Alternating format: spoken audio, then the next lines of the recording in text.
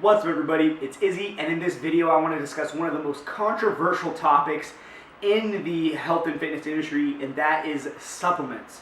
Now, for those of you who have been around the iron game for any real length of time, you know that the supplement industry doesn't exactly have a pretty history. For the large part, supplements are a waste of money.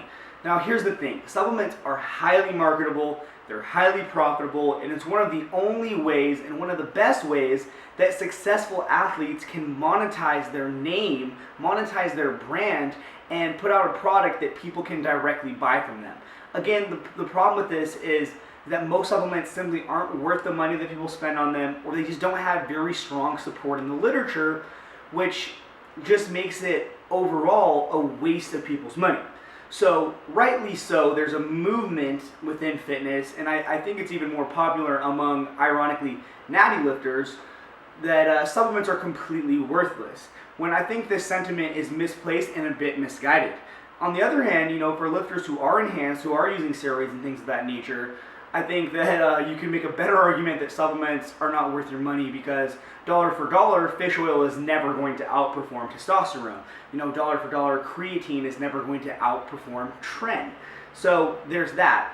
But again, I think people get carried away with the supplements are worthless shtick simply because, so many of them are overpriced garbage powders and, snake oil type of stuff that scam people. Okay? Now, with that said, I do think there are supplements that are worthwhile. One disclaimer that I want to make before we even get into the meat and potatoes of this video is that this video is not intended to be some all-encompassing resource for every supplement, vitamin, and mineral question that you have for every single thing ever. I'm not here to teach you about how to cure your anxiety or your depression with vitamins and minerals. I'm not here to talk about how to make your pregnancy better, and that's not what this video is about. What I'm targeting specifically are over-the-counter supplements that anybody can buy that are highly related to strength sports. So we're going to be focusing on those things, and again, if you do have some sort of a medical condition or a documented, proven, tested individual deficiency in something like zinc, magnesium, all these sorts of things that people can, iron, that people can have deficiencies in, you're going to need to supplement for that. But I'm not necessarily going to get into that, even though some of those problems are fairly common, because I want to focus on things that are, in my opinion, again, highly related to strength sports. So with that said, let's go ahead and rock on into the supplements that I think are worth everybody's time. Alright guys, so the format that I want to take here as far as discussing each of these supplements is very simple. The first thing that we're going to discuss is the literature support. Is it weak, medium, or strong for any given supplement? The second thing that I want to talk about is what the supplement actually is. Second would be why to take it. Third would be how to take it. Fourth would be when to take it. And finally, I'm going to give you guys my personal recommendations as far as brands and things of that nature. So the first supplement that I'd like to talk about is whey protein powder, and as far as literature support goes, it's as high as it can be because we know exactly what whey is. Now, what whey is it's simply a product of milk protein. It has a very high leucine content, and it is probably the single most bioavailable form of protein, which makes it excellent for muscle building. All of this is simply to say that yes, whey protein is a protein and it works as a protein. It's an excellent supplement for getting more protein in your diet. Now, as far as why to take it, I only take whey protein to make it easier to hit my protein macros. Personally, especially when I'm dieting, my protein can get pretty high in relation to my carbs and fats, and a protein shake here or there, assuming that that protein shake is low in carbs and fats, makes it much easier to hit my macros for the day. Now, there's absolutely nothing necessary about whey protein. It's not even necessarily better than other types of protein. It's just there for your convenience. Now, as far as how to take it, it would depend on the exact type of product that you have, but most of these things are powders that you put into a shake and mix up, or something like a protein bar. Now, as far as when to take it, these are meal replacement products, so you're going to want to take them as meals. Now, there is some discussion about whether or not you could have something like a whey protein shake immediately post-workout, for faster nutrient absorption, but I don't think that's an important factor at all. So simply to have your whey protein shake or your protein bar at a normal meal time, and you're either going to have that alongside food or without food. One final note that I would say is that sometimes I see people making huge protein shakes with like 3 or 4 scoops.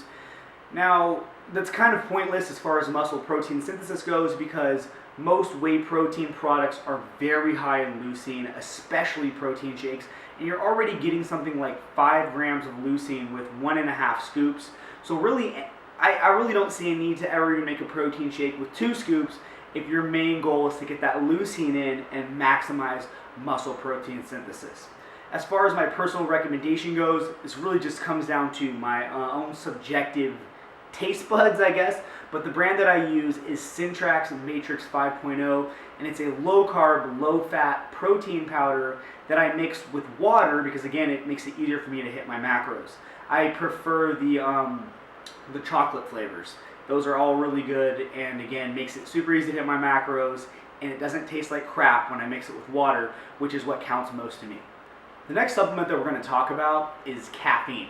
Now, caffeine is a highly supported supplement in the literature. There's a million studies done on it, and the bottom line is that it seems to help pretty much across the board for athletes. For those of you who don't know, caffeine is a natural stimulant derived from coffee beans.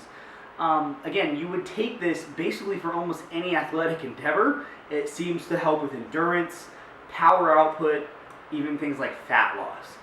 Now, as far as how you take caffeine, you can either take it in a pill form, a powder form, or even pre-made liquid forms as well. It doesn't matter. What matters is the milligram amount of caffeine in the supplement that you're taking. For best effect for strength athletes, I would recommend something like 5 milligrams per kilo of body weight, which is roughly 2 to 2.5 milligrams per pound of body weight. Now, when you would take this is as a pre-workout supplement. Personally, I like to finish mine somewhere between 30 minutes before my workout and basically as I'm finishing up my warm-ups. That seems to be the best time zone for me to get the strongest effects while I'm actually lifting heavy stuff. But bottom line is though, is that it's a pre-workout supplement, so you want it somewhere within that pre-workout window so that you're getting the benefits while you're lifting and training. Now, one note that I would make is that everybody seems to metabolize caffeine a little differently. There are some people who metabolize it much more slowly, and for these people, I might even recommend that you just not take any caffeine. It can be highly disruptive to sleep quality for people with insomnia issues. It can just really exacerbate that problem. And I know plenty of people that don't have insomnia issues, don't have sleep problems, that can't seem to maintain a regular sleep schedule or get the highest possible sleep quality when they're on caffeine. If you're one of those people, honestly, to me, it's just not worth it. High quality sleep is more important for training results than that pre-workout boost, in my opinion. Now, as far as my personal recommendation goes, I would recommend that if you can afford it, that you just get capsules. Capsules are a lot easier to deal with than powders. However, just get the cheapest thing that you want to get. Powders are cheaper, just they can be a little difficult to measure, which can lead to overdosing or underdosing the amount that you want. And if you accidentally overdose caffeine, you might have a great time being up for an entire day or something like that. So again, just find the cheapest thing that you can buy. Personally, I do prefer capsules over powder for ease of measurement. The next supplement that we're going to talk about is creatine. Creatine is one of the most heavily supported supplements in the literature. It's been studied pretty much endlessly, and again, it's proven to work. As far as what creatine is, creatine on a very simple level is a molecule that helps you produce ATP, and ATP is what you use to fuel high intensity anaerobic exercise such as weight training. So supplemental creatine essentially builds up over time in muscular stores, and since that molecule is used to create ATP, you have a larger reserve to create ATP more quickly.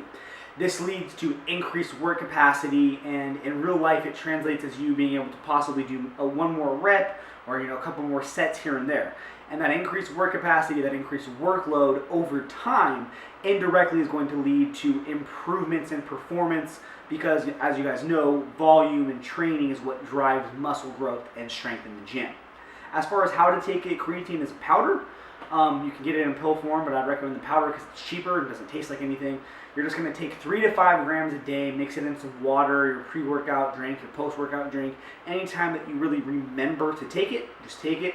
It does not need to be cycled off because, again, it builds up in the muscles over time, and you want to keep those stores topped off.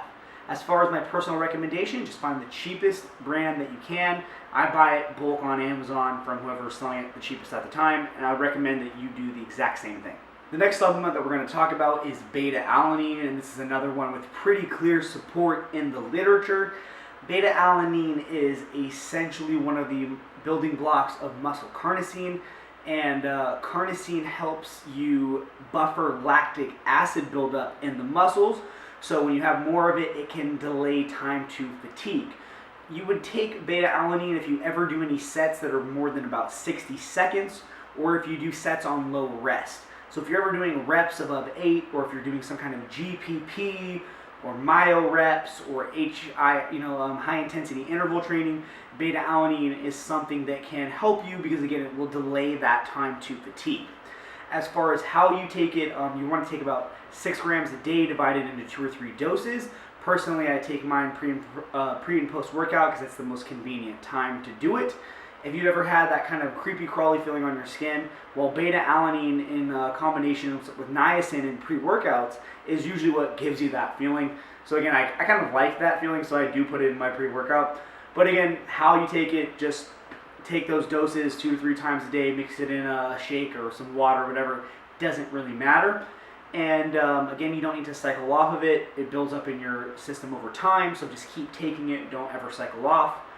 And the last thing I would say is, again, similar to creatine, just find the cheapest bulk powder that you can. That's what I do, and again, I'd recommend you do the same. The next supplement that I'm going to talk about is admittedly a bit indirect, especially compared to the ones we've already discussed, but because it is such a frequent issue and because it directly relates to testosterone production in most males, which is obviously critical, and females as well, we're going to go ahead and discuss it. And obviously what I'm talking about here is vitamin D3. For those of you who don't know, vitamin D3 is a mineral or vitamin that we normally get from sunlight. If you are of a certain ethnic background or you live somewhere that's not sunny most of the year, or really if you're just far from the equator, chances are that you could benefit from supplementing from vitamin D3. Some of you guys will have severe deficiencies, and some of them will be minor, and for some of you it won't matter at all. But this one is so common, it's so pervasive that I feel like I have to mention it. Once you get your vitamin D3 levels up to somewhere around normal, it's going to help with your mood, it's going to help with your energy, sleep, overall quality of life. This is a really important one to address. And for some of you in cold weather climates, it may even be worth going and getting this tested to find out if you are severely deficient. Now, as far as how to take this, you can take it either in liquid or capsule form, and you're going to want somewhere between 1,000 to 5,000 international units per day. Again, it really depends on your particular circumstance. The less sunny the area you live in, probably the more you're going to want to take. It is possible to overdose, but that generally is almost impossible on anything less than about 10,000 international units a day, so it's not a huge concern. If you're worried about that, go into your doctor and talk to them about it, because again, it's useful information to have anyway, and while you're there, you might as well get a full panel and see if there's anything else you're deficient in. In any case, as far as this, again, this is going to be one of those supplements where just take the cheapest brand you can find. Personally, I use the capsule form from Kirkland brand, and it works great for me. The next supplement that I'm going to talk about is along very similar lines to vitamin D3, and that is fish oil. Fish oil contains essential fatty acids, EPA and DHA, which are omega-3 fatty acids that your body needs for a whole long list of various functions. Now, a lot of diets, particularly in the West, have a much higher omega-6 fatty acid content than omega-3, and supplementing with some fish oil can help bring these things back into balance. Of course, so can eating fish, but most people don't eat a great deal of fish, and if you don't, this is why fish oil can be useful. If you have issues here, taking some fish oil can improve so many different things that I can't even make a list. Sexual health, mood, energy, joint pain. There's just a very long list.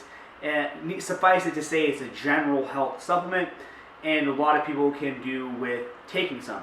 Now, fish oil is one of those things that people seem to get carried away with, and as far as the more is better type of attitude, but you really realistically only need something like 1 at most 2 grams combined of EPA and DHA per day to get the best effect. You can either take this in liquid form or capsule form, just like vitamin D3. And personally, I just recommend doing whatever's cheapest and most convenient for you. I use the Kirkland brand capsule form because that's what's simplest and easiest for me. Do the same thing for you. The next supplement that I want to talk about is melatonin. Now, many of you will not need this supplement at all, but what melatonin does is it is essentially a hormone that helps regulate when you start falling asleep.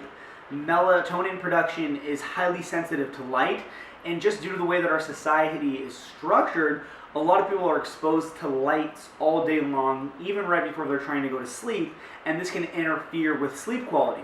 Additionally, if you have like some kind of a swing shift or irregular hours, melatonin can be really useful in helping you to fall asleep at the times that you want to. Now, of course, this is kind of a substitute for proper sleep hygiene. In an ideal world, you would have a blacked out room that was temperature controlled. You would go to sleep and wake up at the exact same times every single day. And in general, you would be very comfortable in your room. However, I know that doesn't describe most people's lives. And even when people try to make some of those changes, real life is real life. Sometimes you got to make money and that gets in the way. So I would recommend, and I personally do take melatonin for this purpose quite frequently, some melatonin to help you fall asleep more quickly and more deeply if you ever find yourself with an irregular schedule. As far as how to take it, it comes in many different forms. There's pills, chewable tablets, but I think the best way to do it is sublingual, which is to get one that dissolves under your tongue.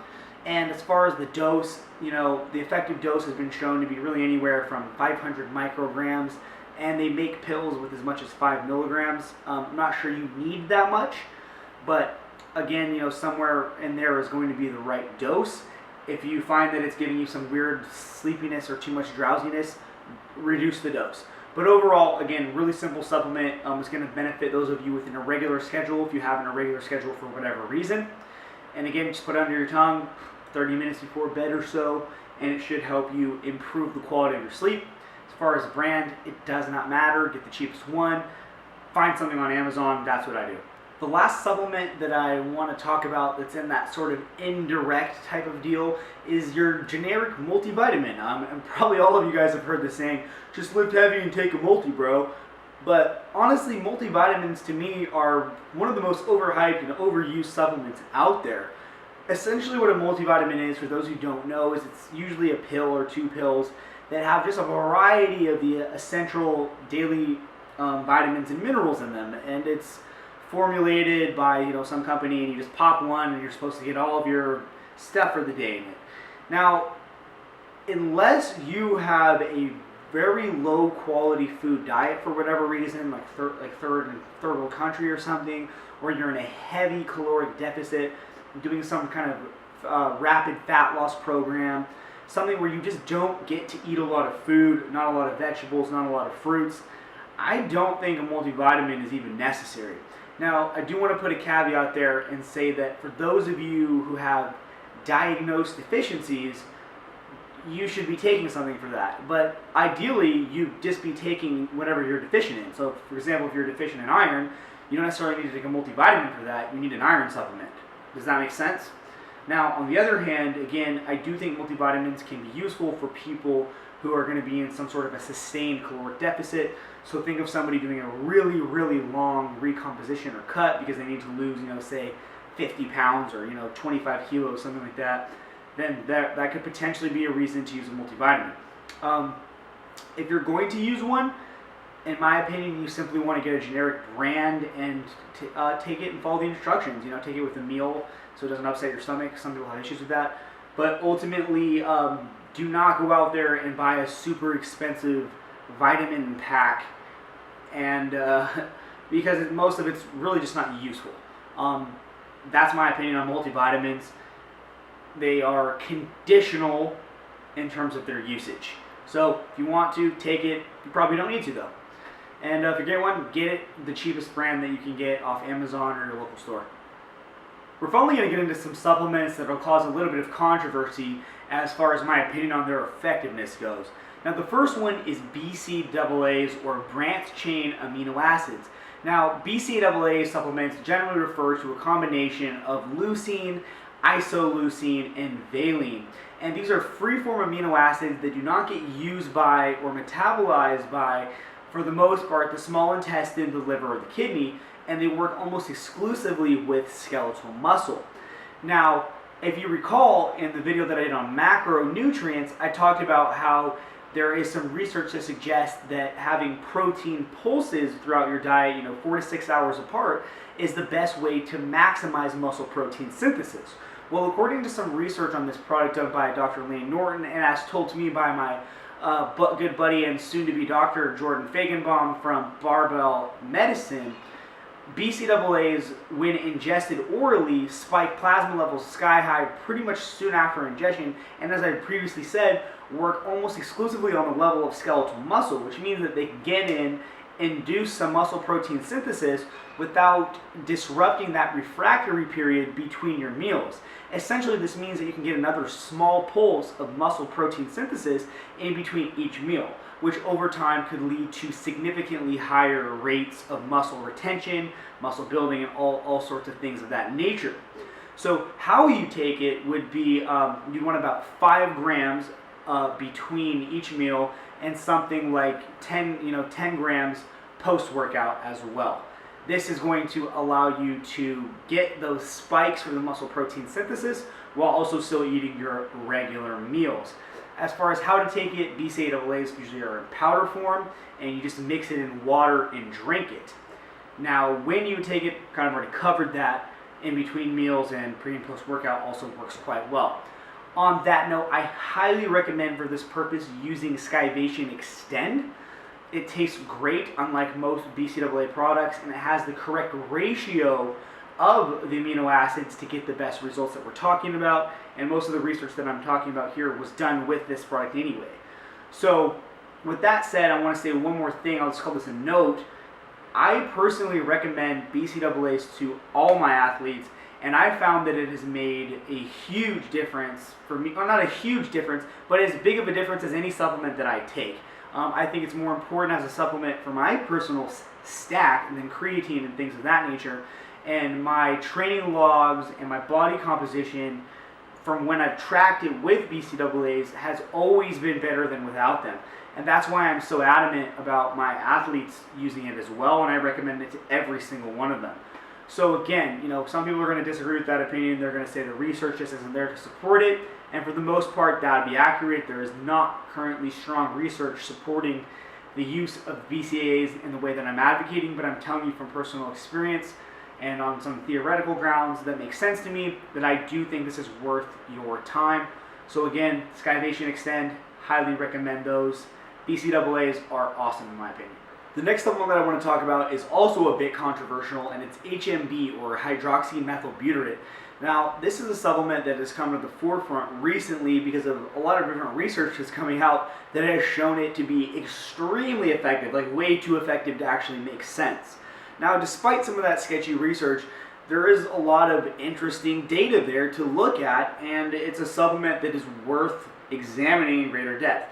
Now, Dr. Jacob Wilson is really the one who has brought this supplement to the forefront, into the limelight, so to speak. And the main reason why it appears to be so effective is that HMB acts as an anti-catabolic agent of sorts, preventing muscle damage from training. Now, this isn't directly assisting in muscle protein synthesis, but what is happening is that if you're preventing damage, athletes can train more frequently and with higher loads and more volume because they're not as damaged or beat up going into each session. Over time, this is going to result in better gains, more strength, more muscle mass, because you're doing more work, of course. Again, it's important to remember that the amount of muscle you have comes down to muscle protein synthesis minus muscle protein breakdown, and HMB is assisting on the other side of that equation where it theoretically is decreasing the muscle protein breakdown. Now, how you would take this supplement is simply in 1 gram doses 3 times a day. On training days, you would take it before training. Ideally, you'd take HMB-FA, but because that supplement's not out on the market yet, I've just been taking MedRx's HMB because they were the first one to put it out on the market anyway. So again, there's definitely some controversy surrounding the supplement, but it is one of the supplements out there that is showing some really interesting results in the research. At this point, I would say it's inconclusive as far as the support goes, but it's something worth checking into. It's worth your time and potentially worth taking if you're one of those people who is willing to gamble on something that's not 100% proven in the literature yet. The next supplement I'm going to talk about is TMG, or betaine anhydrous. Now, simply put, this is a product derived from beets, and it's really unclear as to how exactly it may work.